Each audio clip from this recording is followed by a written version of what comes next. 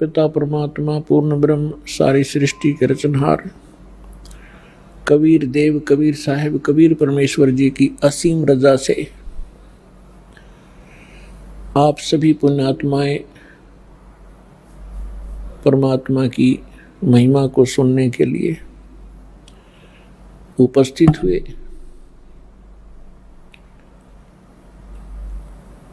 आपके पुण्य संस्कार आपके पूर्व जन्म के शुभ कर्म बहुत ही अधिक है, अत्यधिक है, तभी आपको परमात्मा की शरण मिली है और ऐसे समय में आपका मानव शरीर है। ऐसे समय में परमात्मा ने यह समय पहले निर्धारित कर दिया था कि जिस समय 5500 वर्ष कलयुग बीत जाएगा तब मैं अपना एक दास भेजूंगा। वैसे तो परमात्मा ने कहा है कि मैं स्वयं आऊंगा, परमात्मा स्वयं ना आए, अपना दास भेज दिया। प्रधानमंत्री स्वयं ना आवे हिसार में अपना कोई रिप्रेजेंटेटिव भेज दे तो एक का बात समझनी चाहिए, उसमें और प्रधानमंत्री में कोई अंतर नहीं होता। वो प्रधानमंत्री की सब पावर युक्त होता है और एक प्रांत को उस रिप्रेजेंटेटिव द्वारा मिलने वाली राहत पर्याप्त होती है। 600 वर्ष पहले परमात्मा ने अपनी प्यारी आत्मा धर्मदास जी को बताया था। पुण्यात्माओं, परमात्मा का विधान है कि वो अच्छी आत्माओं को मिलते हैं, उनको अपनी जानकारी देते हैं, अपने गवाह बनाते हैं। इस समय के लिए परमात्मा इस कलयुग के प्रारंभ में आए थे, प्रथम चरण में, और परमात्मा ने कलयुग को 3 चरणों में बांटा है।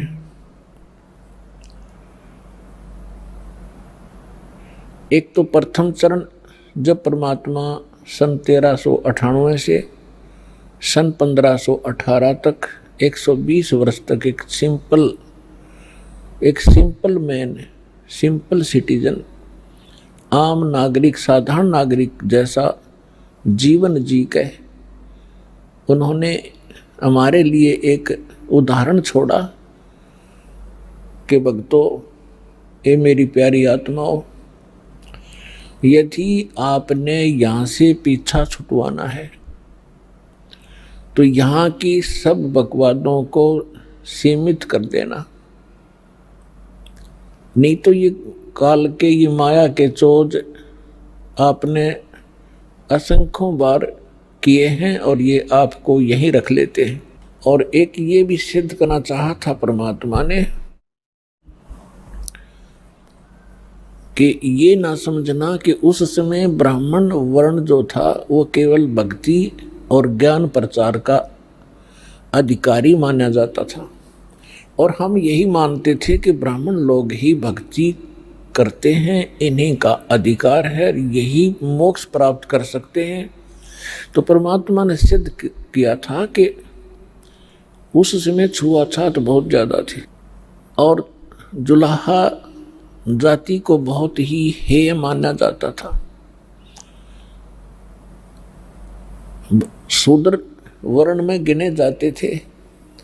परमात्मा ने यह सिद्ध करना चाहा था कि जाति और मजहब परमात्मा के पानी में कति आड़े नहीं अड़ता, वो न सहयोगी है न बाधक है।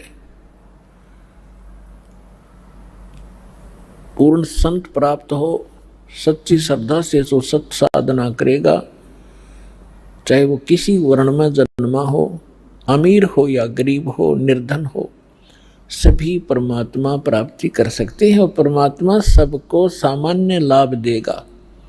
यदि राजा भक्ति कर रहा है और साथ में एक रंग कर रहा है, जब आध्यात्मिक सत्र का जो सहयोग होगा, परमात्मा दोनों को सामान्य देगा, कोई अंतर नहीं होगा। तो इसी प्रकार परमात्मा ने यह सिद्ध करना चाहा था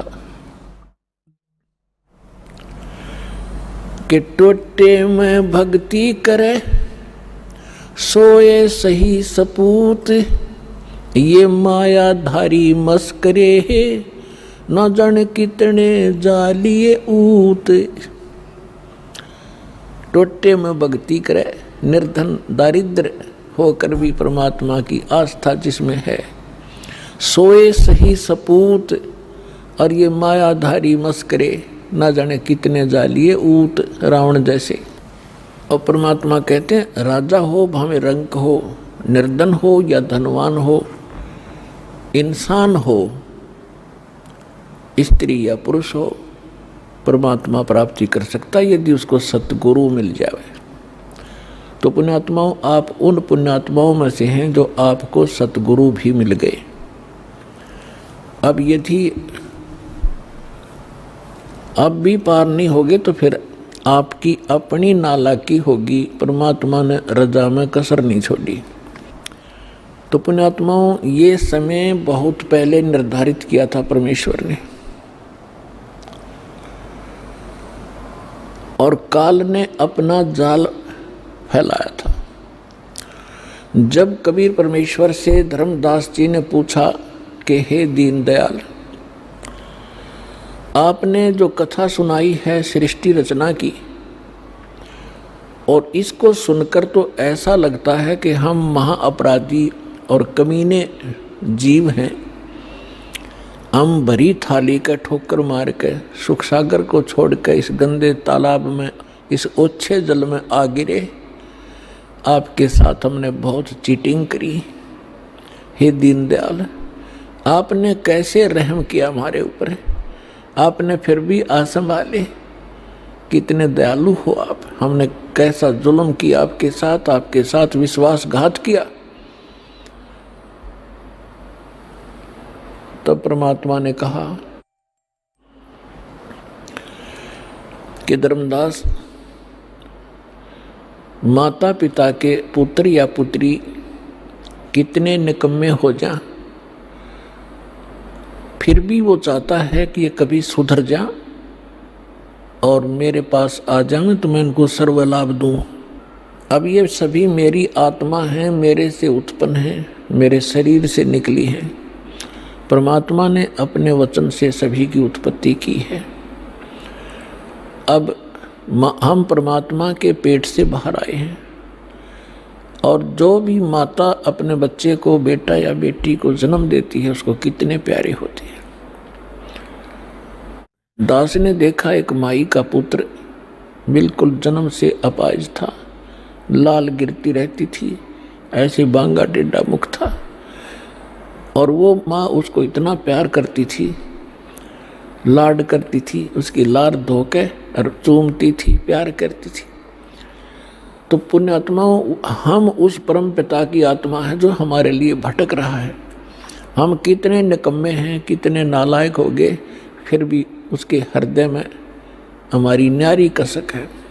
हमने क्या गलती की थी, ये सृष्टि रचना के द्वारा आपको बहुत बार बता रखी है। आज विषय दूसरा है, इस करके थोड़ा सा हिंट देंगे।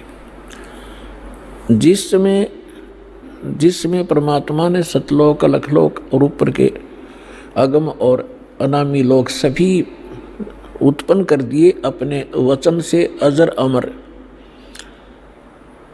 और परमात्मा ने सबसे पहले 16 पुत्रों की उत्पत्ति की, उससे पहले 16 द्वीप उत्पन्न किए, उनमें सबको रहने को कहा। उनमें से एक पुत्र अचिंत था, उससे कहा कि आप सृष्टि रचना करो। शेष उसको अपनी सामर्थ्य का आभास कराना था कि तुम कितने सक्षम हो और क्या कर सकता है प्राणी परमात्मा के अतिरिक्त। तो उसने अपने वचन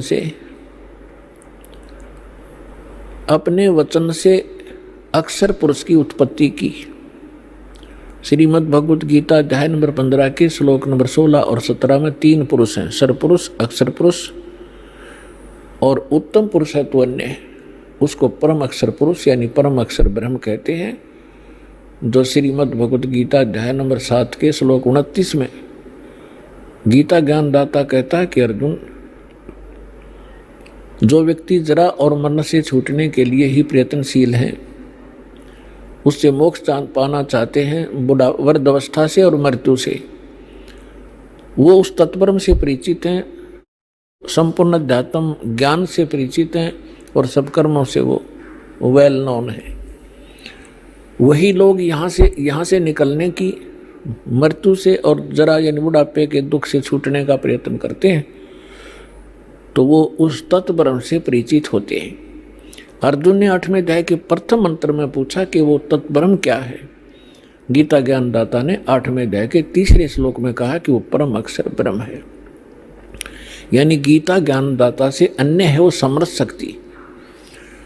तो 15वें अध्याय के गीता जी के 16 और 17 श्लोक में 3 पुरुष हैं, सरपुरुष, अक्षर पुरुष, और 17वें श्लोक में कहा कि उत्तम पुरुष है तू अन्य है।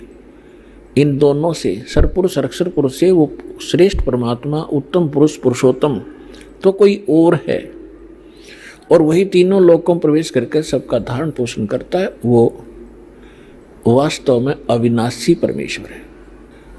तो अचिंत ने अक्षर पुरुष की उत्पत्ति की, और अक्षर पुरुष वहाँ एक सरोवर है, मान सरोवर, अमृत से भरा हुआ, उसमें जाके सो गया, गहरा चला गया। वहाँ श्वासों से जीवन नहीं है। काफी समय तक वो बाहर नहीं आया। आपको थोड़ी सी सृष्टि रचना का हिंट देकर आज का जो विषय है वो फिर चलेगा। अचिंत ने देखा अक्षर पुरुष सरोवर के अंदर गहरी निद्रा में सो रहा है, और अक्षर पुरुष के बिना अचिंत सृष्टि नहीं कर सकता। तब उसने अर्ज की कि अक्षर पुरुष निद्रा में है, प्रभु मैं कुछ नहीं कर पा रहा हूँ। तब परमात्मा ने कहा कि बेटा तुम कर भी नहीं सकते, ये तुम्हारे को थोड़ा सा एक झटका दिया है, कहीं तुम बीच में टांग अड़ा लेते। परमात्मा ने ये सिद्ध कर दिया कि समर्थ का काम समर्थ ही कर सकता है, और दूसरा कोशिश करेगा तो वो मार ही खाएगा। तब परमेश्वर ने उसी सरोवर से थोड़ा सा जल अपनी आचमन में लिया, अपनी शब्द से उसको अंडा बना दिया। अंडे में अपने वचन से अपने ही अंदर से एक आत्मा उसमें प्रवेश कर दी। उस अंडे को बहुत बड़ा आकार का अंडा बना दिया, उसको उसमें छोड़ दिया सरोवर में। गड़गड़ गड़गड़ करता हुआ वो नीचे गया। तो उसकी गड़गड़ाहट सुनकर अक्षर पुरुष की निद्रा खुल गई। और किसी को कच्ची निद्रा से जगा दिया जाए तो उसमें थोड़ा सा क्रोध होता है। उसने क्रोधवश उसको देखा कि किसने मेरी निद्रा भंग कर दी, तो वो कोप उस अंडे पर टकराया, उससे अंडा फूट गया। उसमें से ये सरपुरुष निकला, सरपुरुष। अब इस अध्यात्म ज्ञान को सुनने के लिए यह सृष्टि रचना एक मास्टर की समझ लेना। और जब तक आप इस सृष्टि रचना से परिचित नहीं होगे तब तक आप अध्यात्म का कोई सिर पैर नहीं समझ सकते। प्रथम बार कोई सुनेगा उसको ऐसा लगेगा जैसे दंत कथा बनावटी कहानी है। वो अंडा फट जाने से उसमें से सरपुरुष निकला, ज्योति निरंजन, जिसको काल भी कहा जाता है, जो 21 ब्रह्मांड का स्वामी है। तब परमेश्वर ने कहा कि तुम दोनों बाहर आओ। वो दोनों बाहर आ गए।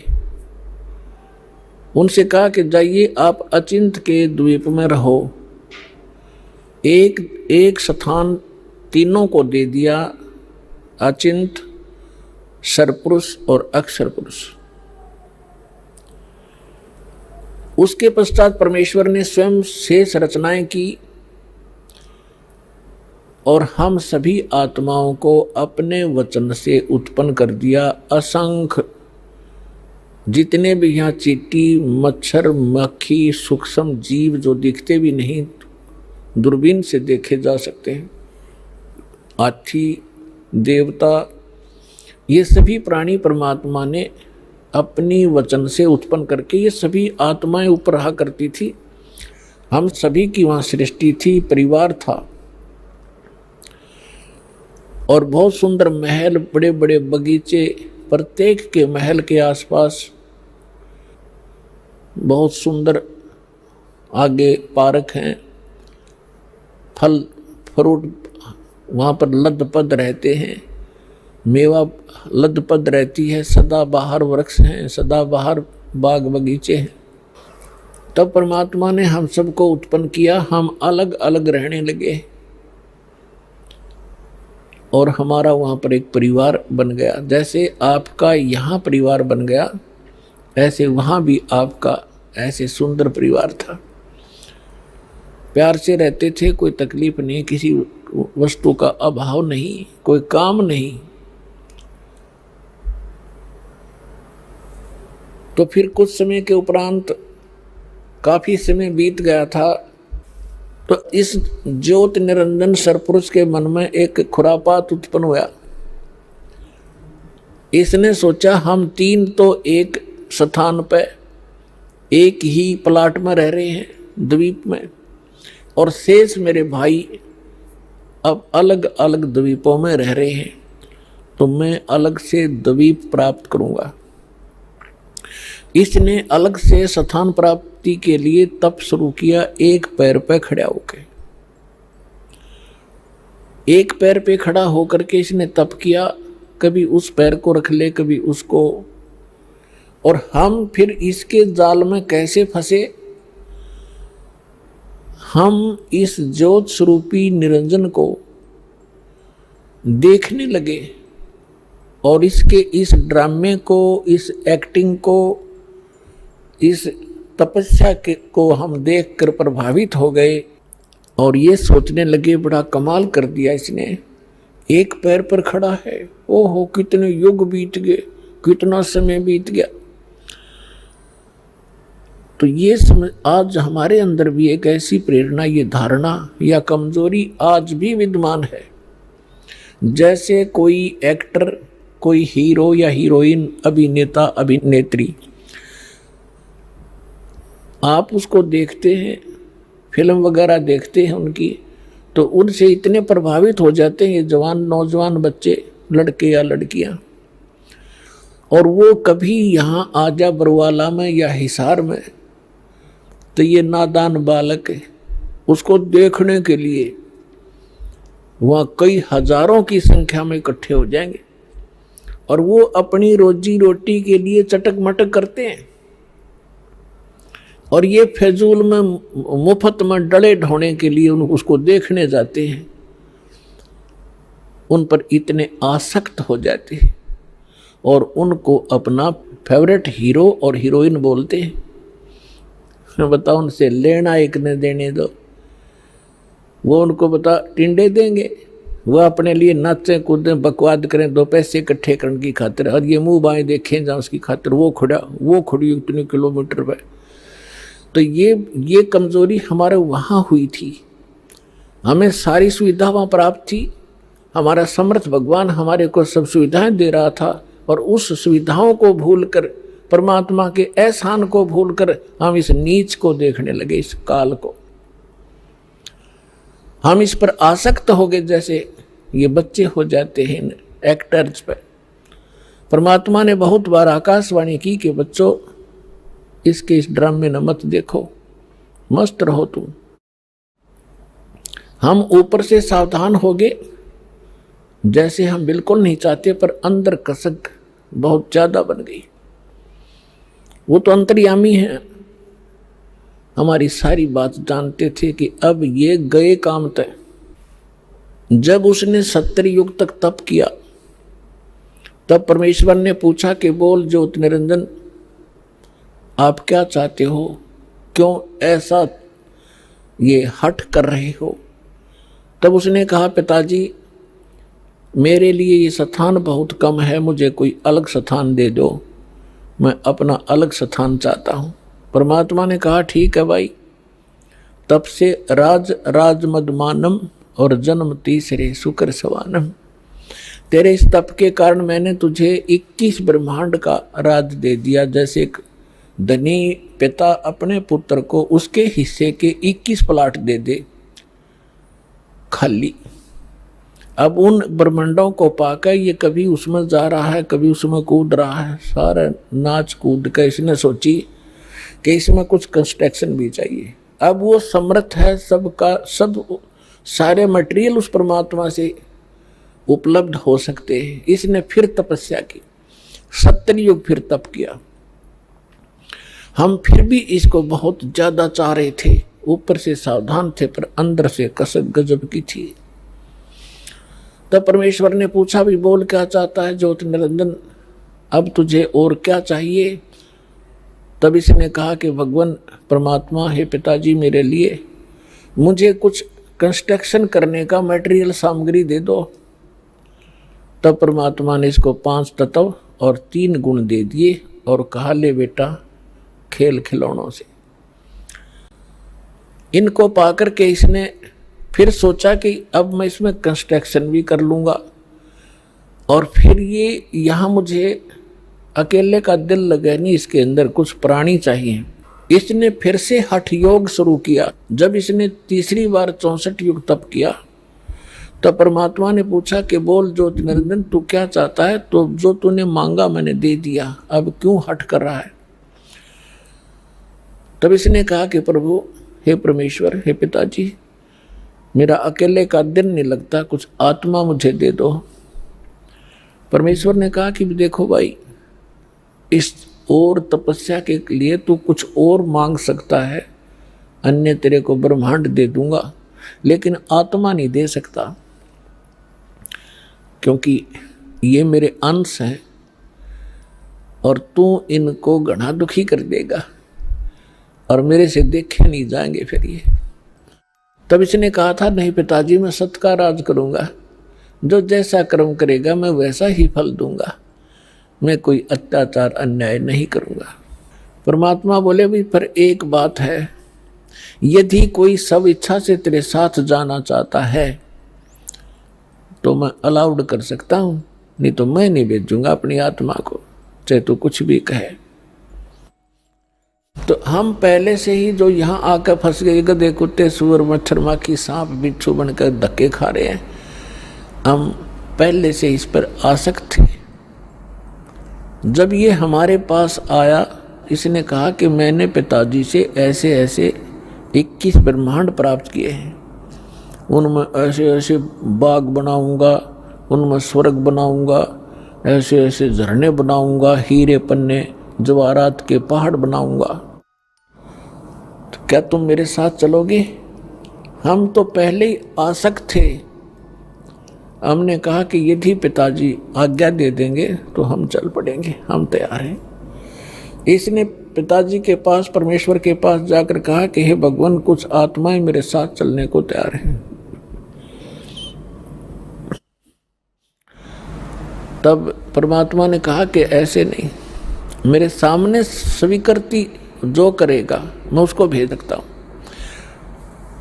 अपनात्माओं, एक समस्या और आती है, क्योंकि हम इस नए ज्ञान में सुनते हैं तो हमारे अंदर इतनी शंकाएं उत्पन्न हो जाती हैं, जैसे सावन के महीने में घास फूट जाया करे, निरी शंकाएं पैदा होंगी।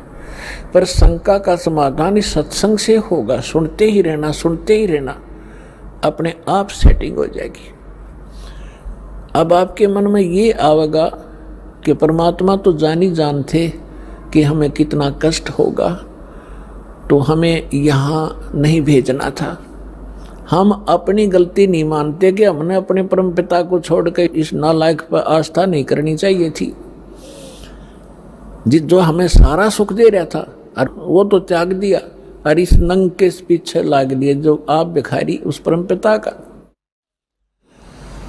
अपने आत्माओं, दूसरा ये एग्जाम्पल समझिए कि जैसे सेब विक्रेता होता है, उसको सेब कितनी प्रिय होती हैं, कितनी कॉस्टली होती हैं।